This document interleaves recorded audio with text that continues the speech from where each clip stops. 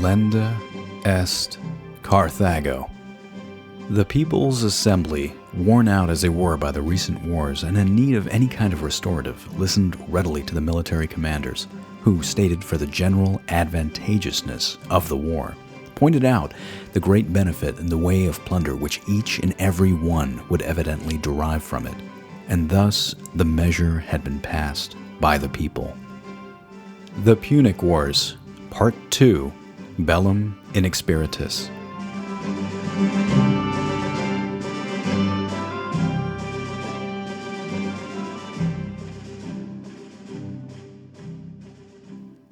Welcome to Flashpoint History, time periods that changed the world. This is going to be the second of a multi-part series on the Punic Wars. For those of you who are once again joining me, I'd like to thank you for your time and for listening. And for those of you who have not listened to the first portion of this series, by all means, what are you waiting for? Go back and listen to it. Otherwise, some of the topics and ideas that we talk about may not make quite as much sense. However, if you're one of those who knows this time period, this titanic struggle between Rome and Carthage like the back of your hand, or if you're, as the Latins say, have that capacity to in medias res, jump into the middle of things, by all means, continue listening. For those of you who enjoy what you hear, give me a like, spread the word about the podcast, or consider subscribing. Or if you are feeling so inclined or so inspired, by all means, leave a comment. I love hearing from you guys. Now, be advised that there is a video component to this podcast, which is now available on YouTube. The link for that is going to be available in the description of the podcast below. It includes maps and pictures and battle plans that may actually make the interpretation of the podcast a little bit easier. Either way, thank you for your time, and I hope you guys enjoy the show. I want you guys to imagine yourself living in the city of Washington, D.C., but not in the current era. Back in the year 1861 on July 21st. Because you see, on that day, you and a bunch of your civilian friends, and I want to emphasize civilian, may have gone out and done something that would have forever changed your life. And not just change your life, but also make you question the very nature of humanity. Because you see, on that day, you and this group of people would have gone out on a picnic. Now, not just any ordinary kind of picnic. This would be something that you most likely would have gotten dressed up in your best Sunday attire, combed your hair, wore the white gloves, packed some wine, cheese, that kind of thing, and then you would have headed out of the city towards a middle-of-nowhere place where there was a railway junction known as Manassas. And the reason why you guys would go out there would be to go and see a battle. Because from your perspective, you figure this is going to be the one and only major deciding battle of the American Civil War. So why on earth would you ever want to miss this? And nobody could fault your logic, because the only precedents that you had prior to this would be Napoleonic warfare, where usually a battle or a major confrontation would decide an entire campaign or the fate of the war itself. But once the bullets started whizzing past your head, or the cannonball started landing not too far from when you were having your wine and cheese, at that point, you wouldn't bother packing up your stuff, because you'd be running. You'd be running in terror for your life back to the protection of the city of Washington, D.C. And when you got back, if you got back, you would question, why on earth did you ever put yourself into that situation in the first place? Because at that point, you would have been a witness to some of the most horrendous slaughter that the American public had ever witnessed up until that point. How does one justify this type of sightseeing? Because in retrospect, it seems insane. There is a absolutely fantastic statement in Latin. It goes, Bellum dulce inexperitus. It means war is sweet to those who have never experienced it. And from a generational/society perspective, it seems to be a recurring motif. After all, it wasn't that hard at the beginning to get people to fight in the American Civil War, nor was it that hard at the beginning to get people to fight in World War I or World War II. It's only after a war drags out that people and society see it for what it is, the destruction, the carnage. Bellum dulce inexpertis. Some of those who have experienced warfare have a completely different perspective. Robert E. Lee himself said, "It is well that war is so terrible, lest we grow too fond of it." William Tecumseh Sherman said, "All war is hell," and he was nearly kicked out of the service for telling it like it is. The Battle of Manassas, or Bull Run, which of course depends on which side of the war that you were on, came as a shock to the nation. I guess you could say both nations. But compared to what was going to come and how long that war was going to drag out, this battle, from a military perspective, was a skirmish. Now, if you look at it from a larger perspective, part of the reason why this conflict dragged on for as long as it did wasn't just simply because of how naive the soldiers were. Initially they did march in for country, constitution, or state rights, depending on which side of the war you were on. But it was also because of the level of experience that they brought.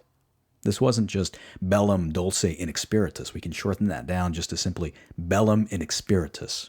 It was a war of the inexperienced. And I've got a couple of good examples. When the Federal column marched out of Washington, D.C., they didn't exactly know how to get to the battle site. The Federal commanders would constantly be getting lost. They would have to ask the locals for directions. "Excuse me, sir, which way to the battlefield so that I can shoot the Confederates?" The idea of logistics, communications, was kind of an afterthought. There was even an instance where a northern and southern regiment kind of bumbled into one another in the woods.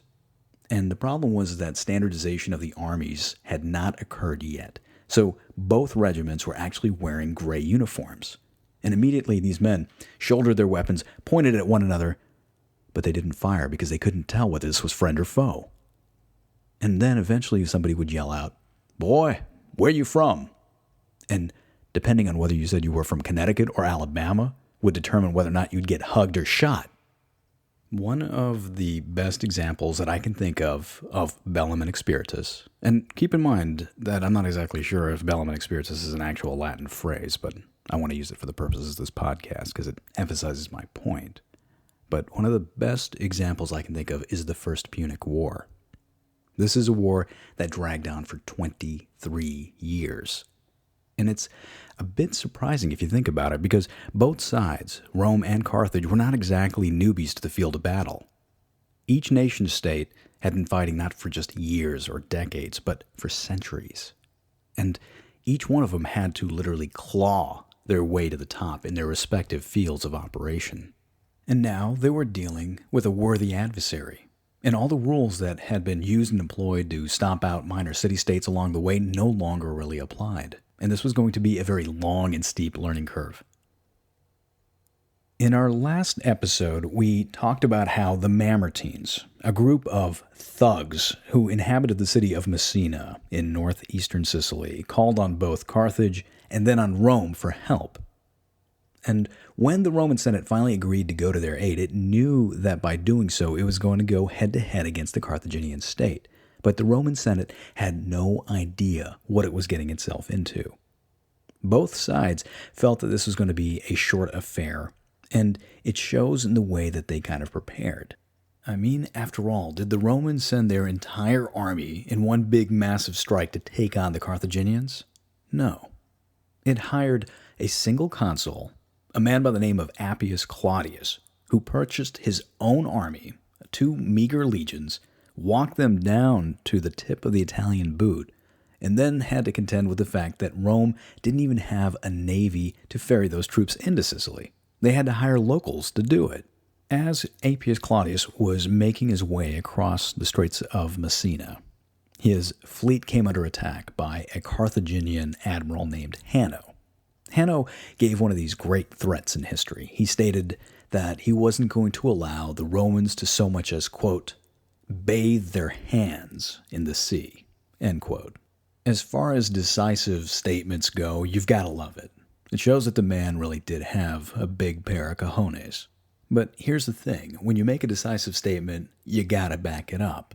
When Douglas MacArthur said he shall return, he returned with the entire American surface fleet. When Julius Caesar said, Vena vera vice, He had Vercingetorix, the leader of the Gauls, on his knees. And when William Tecumseh Sherman said he was going to make Georgia howl, well, Atlanta was a smoking crater by the end of it. Hanno was a little different. He wasn't quite so decisive. He did manage to stop the Romans from ferrying their troops over into Sicily, but after making such a decisive statement like that, his response was to turn over all the ships that he had captured, including the Romans, give them a smack on the wrist and say, "Hey, don't do that. Go back to your side of the water." Of course, actions like that are only going to encourage a Roman consul to try even harder, which is exactly what Claudius did. He simply waited for night to fall, and then, under the cover of darkness, he managed to ferry his troops across the Straits of Messina into the city, where the locals had actually kicked out the Carthaginian garrison, and the Romans just basically marched right in. By doing this, Claudius had established a toehold on the island. The Carthaginian general of that garrison, however, didn't do so well. He was literally crucified by his own people, because that's what happens when you mess up within the Carthaginian system. Now, at this point, the Carthaginians sent a relief force in order to knock Claudius off the island, but the Carthaginians brought in just a scant force, and they brought in their quote-unquote allies up from Syracuse in order to help with this, which those group of people didn't really want to participate much. They kind of ran away, and Claudius was able to break through this beachhead and then march down towards Syracuse, which is on the southern portion of the island. Now, what I was telling you guys before about Bellum and Inexpertis really plays into mind, because why didn't the Carthaginians do more at this point? They had an army on the island. They had several cities and strongholds. They had port facilities, and they had a navy to ferry in more troops. They had the Romans right where they wanted them. And had they pressed the offensive, they probably could have knocked them off the island, but yet the Carthaginians did nothing. Now, the very next year, after the consulship of Claudius Appius ended, we're talking about the year 263 BCE, Rome realized that this wasn't going to be a quick smash and grab kind of thing. The war was definitely escalating. And so Rome decided to finally get a little bit more serious. They didn't quite build a navy yet because, you don't need a navy to take an island, right? But they did send 2 full-strength consular armies under the command of Marcus Maximus and Manius Crassus. Now, folks out there, I'm going to go through these names of these consuls pretty quickly because in the grand scheme of things, there's just too many of them. And unless there's something that really sparkles about these guys, I'm really not going to get too deep into it. But to make a long story short, they had 40,000 men now on the island. They landed their forces in the city of Messina, started moving down, and they arrived at the city of Syracuse. Syracuse was its own independent city-state, and their king was a man by the name of Hiero. Hiero II, if you want to be exact. Hiero was initially an ally to Carthage, but suddenly with 40,000 Roman troops on his front doorstep, he realized it probably didn't make much sense to continue fighting Rome. Thus, Hiero decided to go for the diplomatic option. And the deal that he managed to strike with Rome actually was very mutually beneficial, and this was a great example of where Roman diplomacy actually really worked out well for both sides. Hiero was able to maintain control of his independent kingdom. He was actually able to also incorporate several cities that the Romans had captured into his domain. The Romans were actually able to get out of this with a pretty good deal as well, because for the rest of the war, Hiero was a perfect ally. He gave the Romans everything that they needed. He gave them troops, he gave them supplies, he gave them food, but most importantly, he provided for the Romans to have a strong foothold on the island. And this allowed the Romans to continue their advance, which is precisely what the Romans did the very next year in 262. That 40,000-man strong army, that double consular army that they had, they started marching up the southern coast of Sicily towards the Carthaginian stronghold of Agrigentum. Of course, now it was under the command of 2 new consuls, Lucius Megellus and Quintus Vitellius. Again, in the Roman system, the consuls change every year. Agrigentum was a bit of an oddity for being one of the larger cities in Sicily at the time, because it didn't have a port. It was actually located several miles inland, which allowed the Romans to completely surround it when they arrived.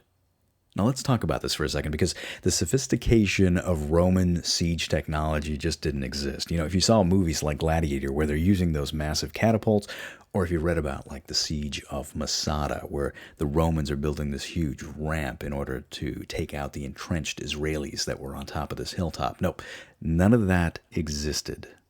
The level of sophistication was, let's go there, let's build a fence, let's starve them out. It may take forever, but hey, you know what? We're Romans, we can do it.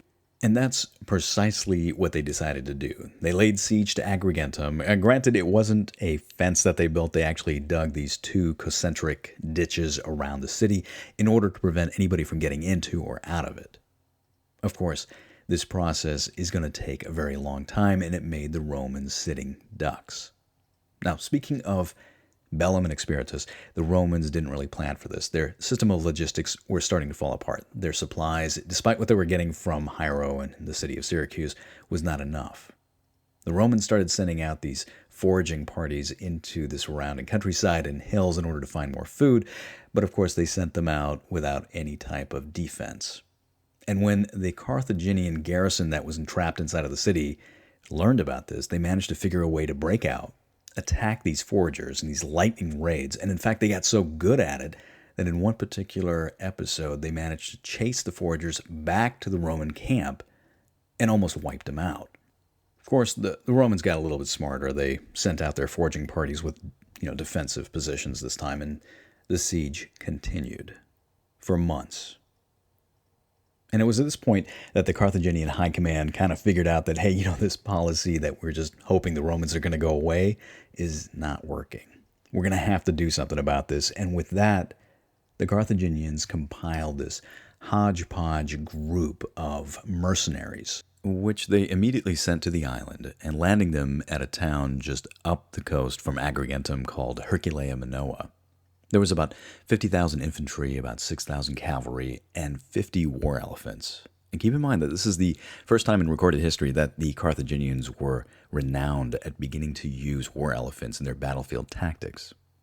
Now, the Carthaginian commander moved his forces down the coast, and seeing that the Roman supply lines were overextended, he astutely maneuvered his troops around the Romans, positioned them between the Roman army and Syracuse, and thereby cut the Roman supply lines off. It was now time for the Romans to actually start starving as well. Now, what happened next was something out of kind of a Monty Python film.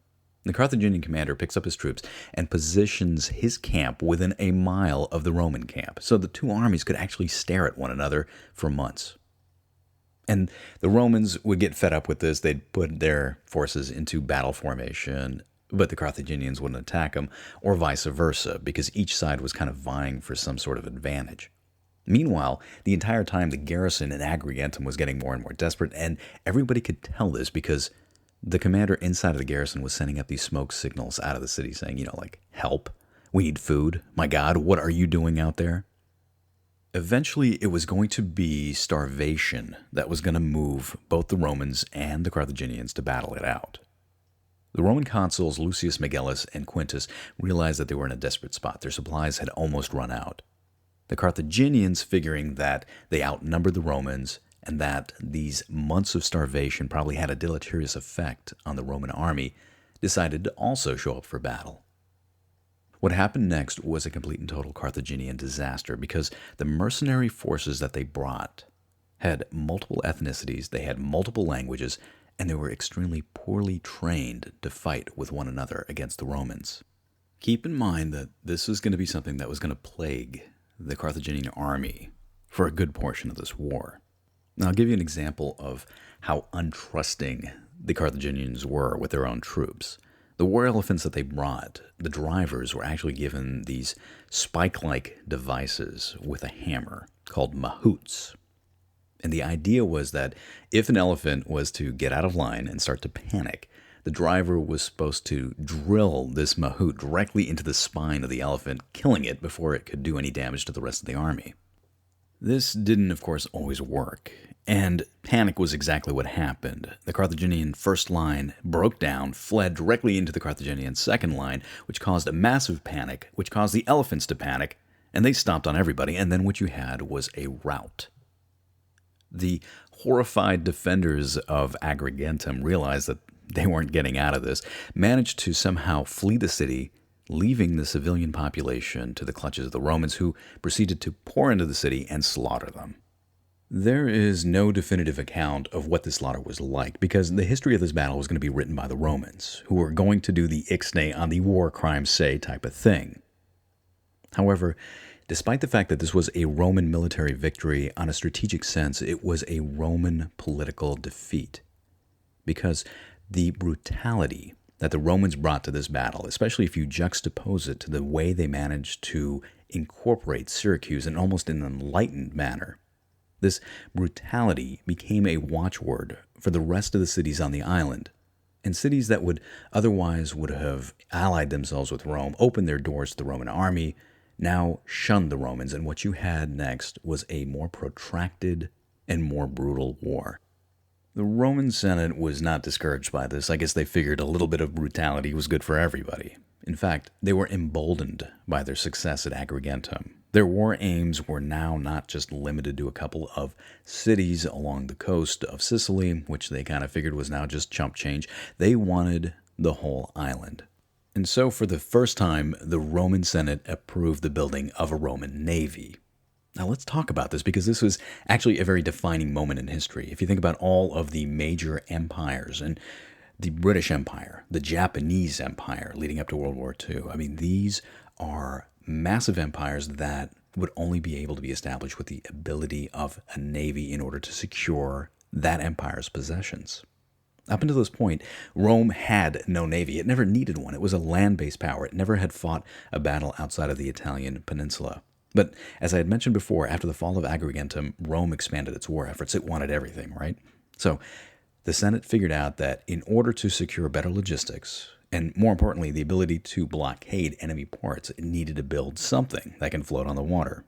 But how does one have these kind of lofty goals without even having the engineering skill to design and build a ship? Well, the legend goes that shortly after Appius Claudius managed to ferry his troops into Messina, a Carthaginian ship beached itself. It was moving too fast and ended up on the shore. The Roman army managed to capture the ship and reverse engineer it for their own needs. Let's quickly talk about what type of ships were present during the time of antiquity. The basic unit was known as a trireme, which was 3 levels of rowers, a crew of about 200 people. But this was not exactly the most maneuverable, nor was it the quickest. The Carthaginians quickly developed ships called quadremes, which had 4 groups of rowers, and then eventually a quinquereme, which was the most prevalent unit during the time of the Punic Wars. This was 5 sets of rowers on 3 different levels. They were wider, they had a crew of about 300 people, and the whole ship was designed around the art of ramming. So in the front of every ship, there was this prow that would stick out just above the water level. And the idea was to maneuver as quickly as you can and then hit the opponent broadside. If you did it just right, your ram would puncture a massive hole in the side of the enemy vessel. Water would gush in, and then you could sit back casually and watch the enemy slowly sink in front of you. It wasn't quite as easy as it sounds. It all depended on how experienced your crew was. And in the beginning of this war, when Rome first put out to sea, it spent almost no time or effort in training its crew, and the material that it used in order to build a navy was quite shoddy. So you can kind of imagine what was actually floating out there under the Roman banner. I mean, there were actually reports that the Carthaginians would laugh at the Romans when they were first out there on the ocean.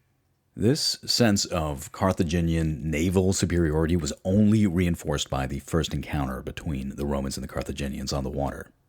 The year is 260 BCE. The Roman navy comes under the command of a consul by the name of Gnaeus Cornelius Scipio. Now keep that family name in mind. Scipio is going to be a name that is going to be very important later down in the Punic Wars. But this guy must have been kind of the black sheep of the family. All right, he takes 17 of the 100 vessels that the Roman Senate had commissioned and immediately sails them out. He doesn't wait for the rest of the fleet to show up, okay? He wants glory right off the bat. He sails to the Lipari Islands, where the city of Lipara is supposedly wanting to defect to the Roman side, and he wants to get there first and seal the deal. He gets there, and without any concept of naval tactics, he immediately sails all of his ships directly into the harbor, at which point the Carthaginian navy, which has been waiting for this, shows up out of nowhere and blockades him into the harbor. Cornelius's ships can't maneuver, they can't fight back, and what you have is a Roman disaster. Most of the Romans get captured, Cornelius Scipio gets taken prisoner, and it's such an inauspicious beginning for the Roman navy that the Senate renames Cornelius Asina, which means the ass. Eventually, the rest of those 100 Roman ships show up, and the Roman navy and the Carthaginian navy kind of duke it out, but the take-home message from this initial encounter was that Rome realized it had neither the speed, nor the maneuverability, nor the skill, for that matter, to take on Carthage's navy. At least not in the way that Carthage liked to fight.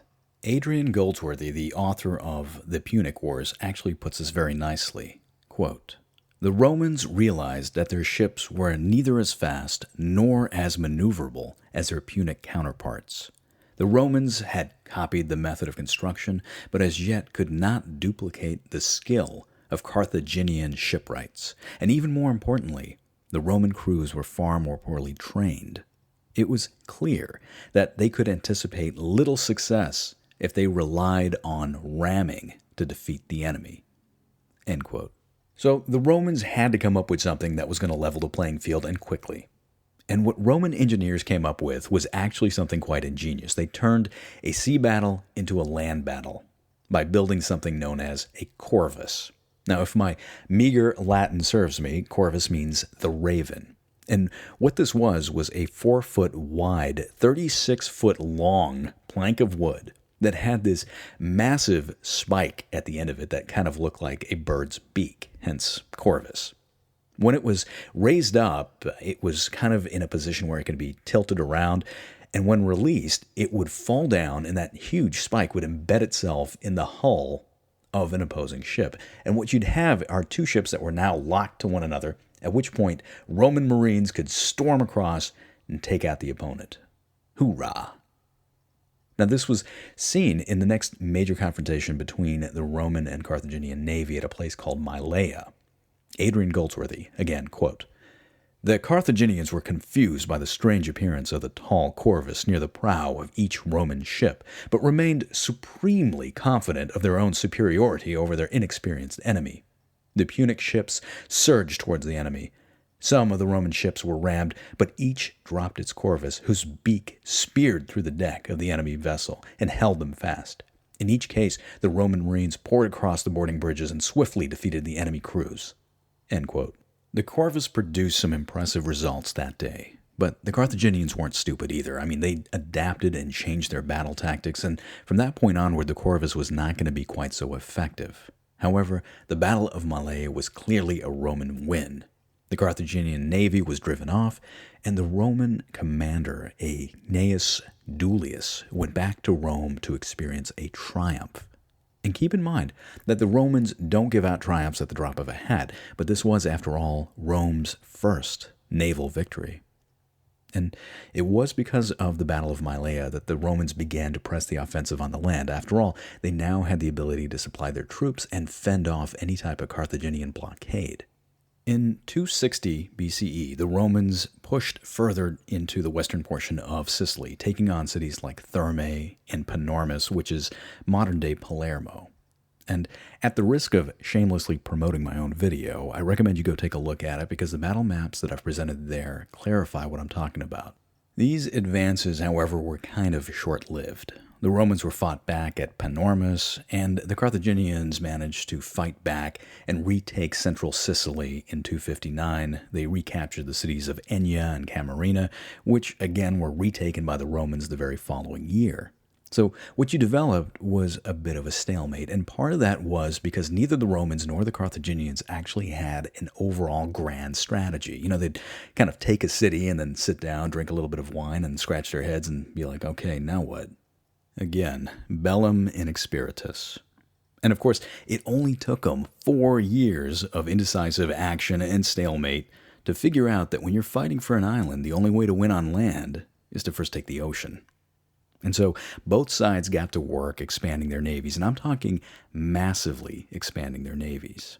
The Roman historian Polybius actually puts it best, quote, "So long as the Carthaginians held unchallenged control of the sea, the issue of the war still hung in the balance. In the months that followed, many inland cities came over to the Romans for fear of their army, but at the same time, many of the coastal cities deserted them because they were overawed by the Carthaginian fleet. So when the Romans saw that the balance of advantage continually oscillated from one side to another for this reason, and that while the Italian coasts were repeatedly raided and devastated while those of the African coast suffered no damage, they were filled with a desire to take to the sea and meet the Carthaginians there." End quote. There are two main things that I want to emphasize about this naval arms race that developed. First and foremost, we're not dealing with just a simple warlord or a city-state that is pumping out a navy. No, we're dealing with two massive nation-states that are producing ships on an industrial level that you're probably not going to see again until probably the Renaissance or the Enlightenment. And second, it was only a matter of time before these two navies would be confronting one another. In 256 BCE, that's exactly what happened. Off the southern coast of Sicily near Cape Ecnomus, both the Roman and Carthaginian fleets went to battle. I want to challenge my listeners to go out there and look up the top 10 naval battles, not just of antiquity, but the top 10 naval battles of all time. The Battle of Ecnomus doesn't always show up in that list because a lot of historians feel that the numbers were either skewed or just made up. It's kind of like 300 Spartans taking on 1.5 billion Persians at Thermopylae. However, I feel that when it comes to naval battles, it's a little harder to skew the numbers because you have to think that every ship that you send out there, at least in antiquity, has a crew of about 300, and then you want to put another 200 to 300 Marines on top of it. So the numbers quickly add up. So if we are to have an open mind and believe the resources for what they are, the Battle of Ecnomus easily makes its way into the top 5 naval battles of all time. It's the kind of battle that I think deserves its own theme music. The Romans in this battle brought 330 ships with 140,000 men. The Carthaginians brought 250 ships with 150,000 men. That's almost 300,000 participants. 300,000 can be a number that can be difficult to wrap one's head around. For comparison purposes, if you take any major gaming event like, for example, the Super Bowl, you can squeeze about 70,000 people into one of those mega stadiums that's out there. Now you take that number of people, you multiply it by 3, you put them all on ships, you give them swords, bows and arrows and spears, and you let them hack and slay at one another. That was Ecnomus. For the purposes of historical comparison, the Battle of Lepanto in 1571 had about 150,000 combatants. The Battle of Jutland in 1916, 100,000. The Battle of the Philippine Seas in 1944 had 127,000. But think about the level of sophistication. At Lepanto, humans had developed cannon. At Jutland, they had battleships. And at the Philippine Seas, you had aircraft carriers. For the Romans and Carthaginians to be able to field such massive fleets is not just a feat of human engineering and organization, it is a miracle. And I guess that is why I can understand why a lot of historians have trouble with the numbers. So let's talk about what happened during the battle itself. The Carthaginian fleet was arranged in 4 separate squadrons, line abreast, which were positioned north to south. And for lack of imagination, we're going to number these squadrons of 1, 2, 3, 4, 1 being the northernmost and 4 being the southernmost squadron. It was under the command of 2 Carthaginian admirals, a Hamilkar and Hanno, which, by the way, are not related to the Barca family. The Roman fleet was also arranged into 4 separate squadrons, which consisted of a triangle-like formation. The 1st and 2nd Roman squadron were kind of echelon formation, and there was a large group of horse transports in the center of this triangle, which presented the Carthaginians with a very juicy target. Now, the Roman fleet was under the command of 2 consuls, a Marcus Regalis, who is, in my opinion, a very colorful character, and I want you guys to remember his name, and Lucius Vulso, who, for all intents and purposes, is pretty much forgettable. So the Carthaginian plan was to send the 1st and 4th squadrons in this kind of oblong pattern to attack both the northern and southern flanks of the Romans. The 2nd and 3rd squadron were to attack the Roman fleet directly in the front, then feign a retreat in order to pull away the lead elements. Now, if everything went to plan, the Roman fleet, at least their defensive positions in the front, would come apart, and the 1st and 4th squadron would meet in a pincer movement directly on top of those transports and knock them out. Initially, everything went according to plan. The 2nd and 3rd squadron directly engaged the lead elements of the Roman fleet, and the 1st and 4th squadron maneuvered into position for the strike on the transports, but then everything went wrong. The lead elements of the Roman fleet managed to take on the 2nd and 3rd squadron and knock them from the field of battle, and then swing around and come directly into the rear of the 1st and 4th squadron that were now completely encircled by Romans. This turned out to be a complete and total Carthaginian debacle. When all was said and done, the Carthaginian losses were staggering. Of the original fleet that Hanno and Hamilkar sailed into battle, 30 ships were sunk, 65 were captured. In terms of casualties, well, let's put this in perspective. It's estimated that there were about 3,000 American casualties at Pearl Harbor. Well, you take that and you increase that by an order of magnitude, and you had 30,000 casualties on each side. It's a little mind-blowing when you think about it. But something strategic did come out of this, because for the first time, for all intents and purposes, the sea lanes were clear of any type of Carthaginian obstruction. And the Romans monopolized on this. They actually came together and, to their credit, came up with a plan that could possibly even end the war. They weren't going to just stick with Sicily. They were going to go after Carthage in North Africa. Later in 256 BCE, after the Battle of Ecnomus ended, our co-consuls Marcus Regulus and Lucius Vulso, who again were the commanders of the Roman fleet, take whatever's left of the fleet and what's left of the army and land at a portion of what's modern-day Tunisia at a city by the name of Apsus. They quickly capture the city, establish a beachhead. For whatever purpose, they renamed the city Clupea. And at this point, they make a decision. Regulus is to continue moving inland with an understrength consular army of about 15,000 infantry and only 500 cavalry, whereas Vulso is ordered to go back to Rome with the remainder of the fleet. Now, we don't hear too much more about Vulso anymore, but keep in mind that Regulus only has about 500 cavalry, and part of that is because a lot of the transports that were carrying the horses were attacked by the Carthaginians at Ecnomus and were sunk.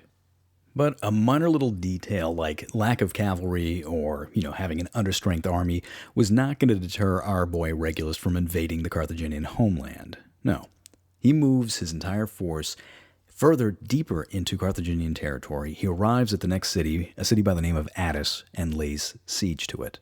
When the Carthaginians figure this out, they really freak out because they realize that the Roman troops are only a few days away from their capital, and they start recalling troops from everywhere, including Sicily. But the Carthaginians weren't exactly the best when it came to military strategy and tactics. Again, they were kind of businessmen. So, at Attis, instead of arranging their cavalry in wide open fields where they can maneuver, the Carthaginians position their cavalry and their elephants up into the mountains where they can't move around very much, effectively neutralizing any benefit that they would provide. Of course, when Regulus hears about this, he launches a two-pronged assault in the middle of the night against the Carthaginian position and just completely routs them.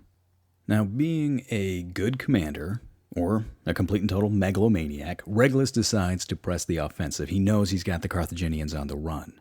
He moves his forces up to Tunis, where he swiftly defeats yet another Carthaginian force, and now he finds himself at the gates of Carthage itself.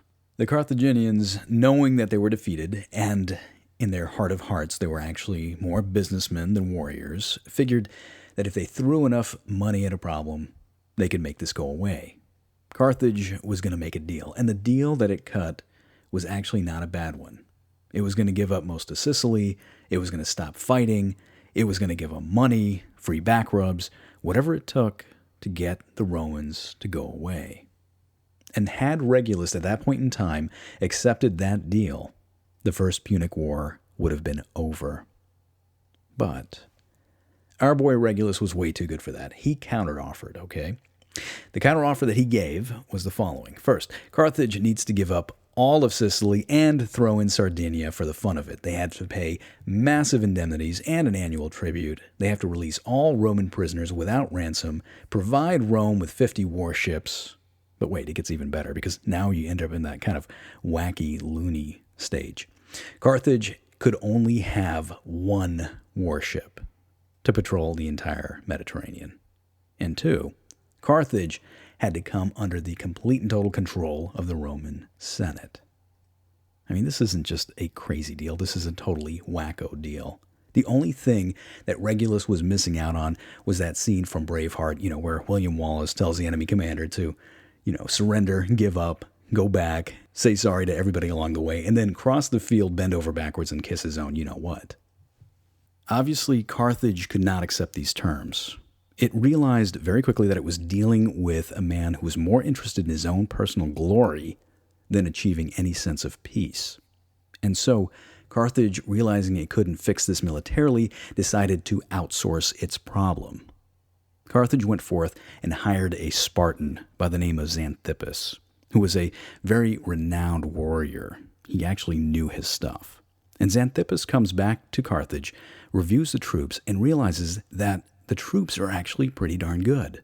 The mercenary infantry are fantastic. The mercenary cavalry can move faster than anybody he's ever seen. And he realizes that the real problem lies with the Carthaginian commanders. There's a line that has been reiterated through different people in history. Alexander the Great, Genghis Khan, Socrates. It goes something like this. An army of sheep led by a lion is better than an army of lions led by a sheep. Polybius actually comments on this. Quote, "Among them a certain Lacedaemonian named Xanthippus, a man trained in the Spartan discipline and of large experience in war. When this man was informed of their defeat, how it had taken place, and when he reviewed the military resources still left to the Carthaginians, and the number of cavalry and elephants, he did not take long to come to a decided conclusion. He expressed his opinion to his friends that the Carthaginians had owed their defeat not to the superiority of the Romans, but to the unskillfulness of their own commanders." End quote. Xanthippus spends the winter of 255 BCE reforming the army, and he does something that, for whatever reason, the Carthaginians had never done before. He gets the various contingents of the multilingual, multi-ethnic mercenaries to work together. And this is a bit of foreshadowing of what's to come, because once the Carthaginians figure out how to do this on a regular basis, then at that point, the Carthaginian army becomes undefeatable. But more on that later. When Regulus, our lovely consul, hears about the fact that the Carthaginians have raised yet another army to take him on, he thumps his chest, kind of says, bring it on. He's looking for that personal glory, and he knows that his consulship is kind of running out of time. And so when he sees the Carthaginian army approaching him in early 255 BCE, he wants to immediately attack them. He goes so far as to boast to his subcommanders, "Gentlemen, tonight we shall feast in Carthage." And so the Battle of Tunis begins. Now Xanthippus, being the wise military commander that he was, took the liberty of surveying Regulus's forces. And he realized that while the Carthaginians were on even par with the Roman infantry, the Carthaginians had an almost 10-to-1 advantage when it came to their cavalry.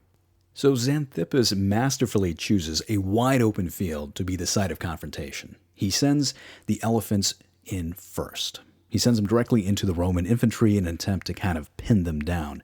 And while the infantry is busy dealing with the elephants, he takes his massive advantage in cavalry and sends them into a pincer movement on both Roman flanks.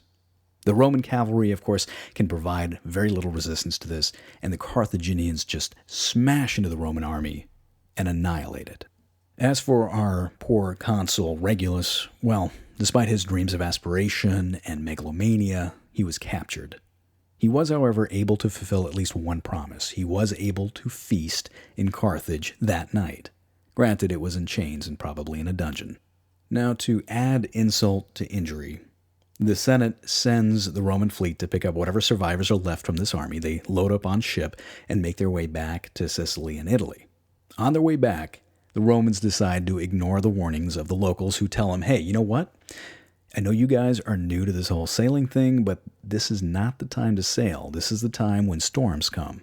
The Romans promptly ignore them, sail around the western coast of Sicily, get caught in a storm, and their entire fleet gets completely wiped out. The Romans are estimated to have somewhere in the neighborhood of 90 to 100,000 casualties, which may be a little bit overblown, but still, if even a half of this is true, in any other situation, a city-state or a warlord would be probably done with any type of warfare, but not the Romans. 2 years later, in 253 BCE, they decide to rebuild their fleet. However, in the meantime, the war in Sicily goes on. The Carthaginians use the absence of the Roman navy to their advantage. They press the offensive, they push the Romans back, recapture Agrigentum, but then realizing that the Romans are going to counterattack, decide to burn the city to the ground rather than leaving it to their enemy. The next couple of years, 255 to 249, is this consistent grinding war. Rome, for the most part, makes out best in all of this. In 252, they take the cities Lipara and Thermae. They press on to Panormus, which falls in 251. And eventually, Carthage is limited to two remaining cities, Drepana and Lilybaeum, which are on the extreme west coast of Sicily. But this is about as far as the Romans are going to get, because both Drepana and Lilybaeum are not only major strongholds, they're also major ports. And as a result, the Carthaginians can constantly resupply both cities by the ocean. Now, at this point, the Romans have rebuilt their navy and they try to blockade these cities, but yet the Carthaginians are able to blockade run them on almost every situation. By 249, the Romans have had enough. A consul by the name of Claudius Pulcher comes to power. He wants to end this. He devises a sneak attack at the harbor at Drepana. He wants to bottle up the Carthaginians in there and destroy their fleet wholesale. One interesting aspect of the Roman military system is that they relied on a whole series of rituals to determine whether or not a day was auspicious for battle.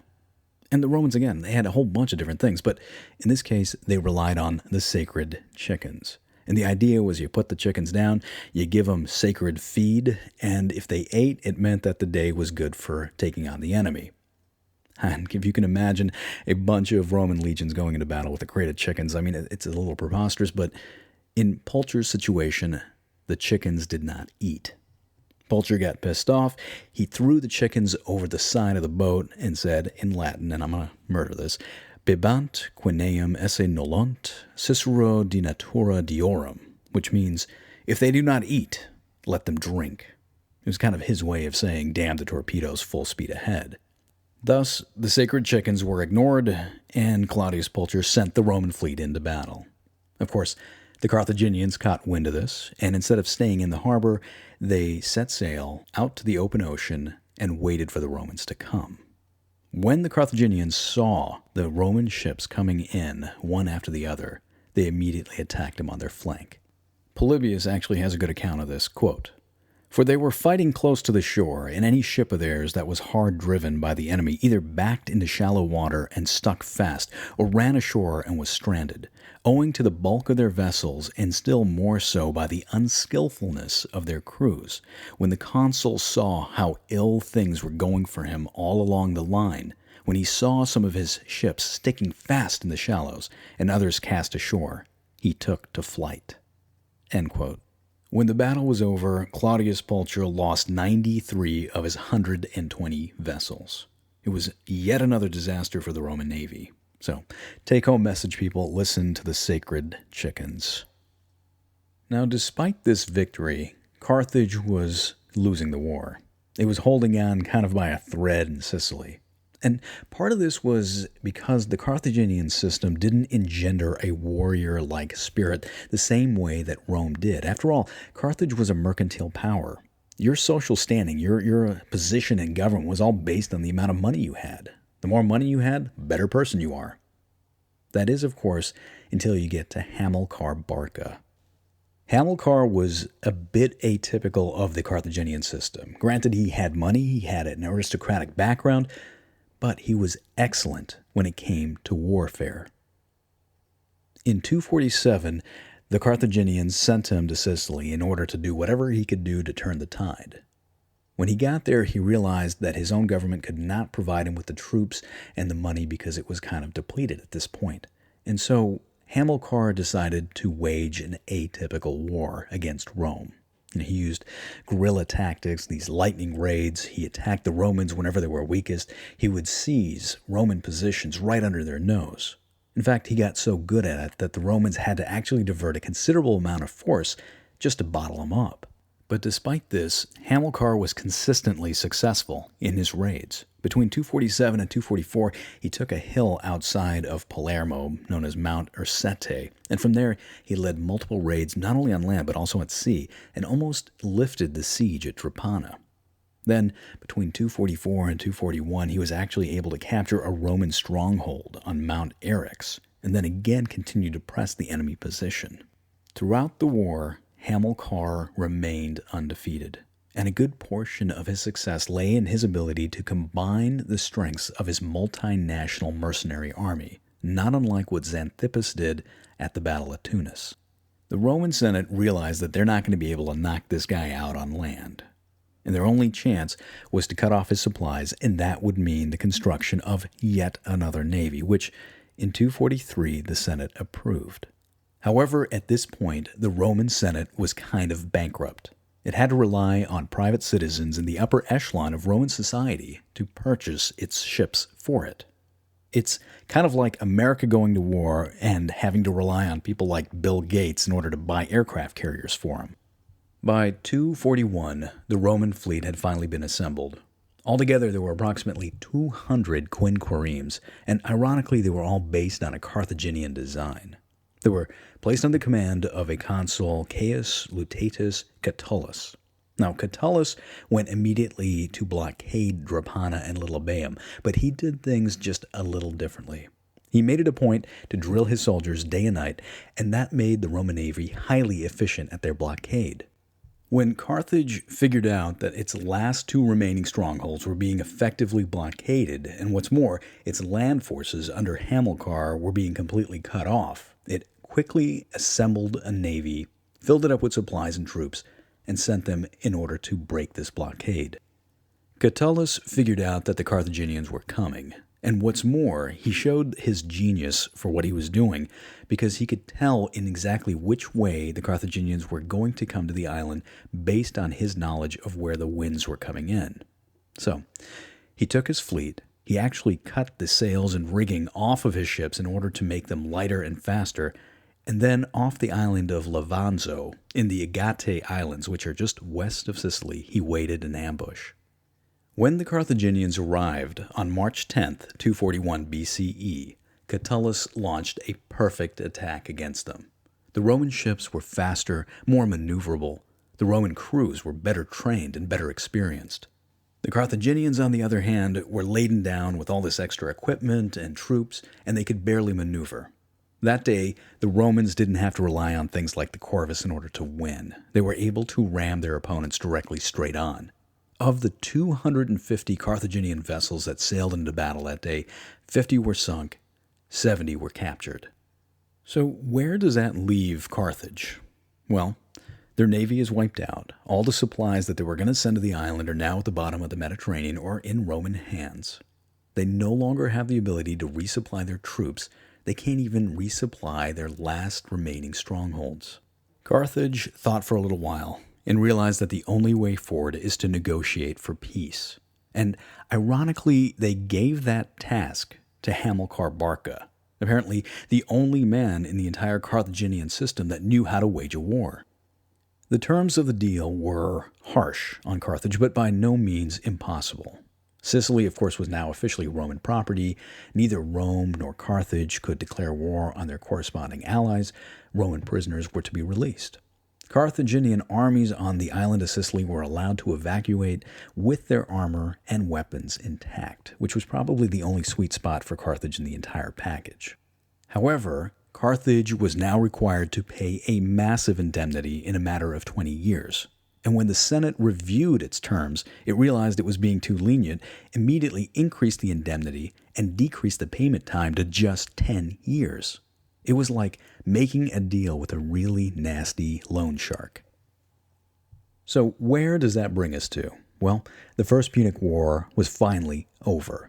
Carthage had lost, it was down, but by no means was it out. It had harsh terms to contend with, and with any type of situation where you have major powers that are employing harsh terms on one another, it doesn't necessarily guarantee a lasting peace. In fact, quite the opposite.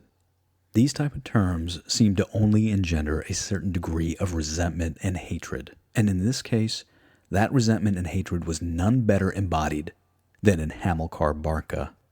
Hamilkar's animosity towards Rome would spill over into a blood feud that would become not only his, but his family's legacy. And mark my words, Rome had not heard the end of the Barca family name. That ends part 2 of the Punic Wars. I'd like to thank everybody again for your time and for listening.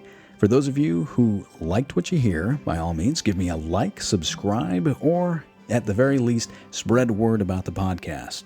Now, for those of you who are feeling especially inspired, leave some comments, or if you're interested in getting in contact with me, I will be available at flashpointhistory, that's all one word, at gmail.com.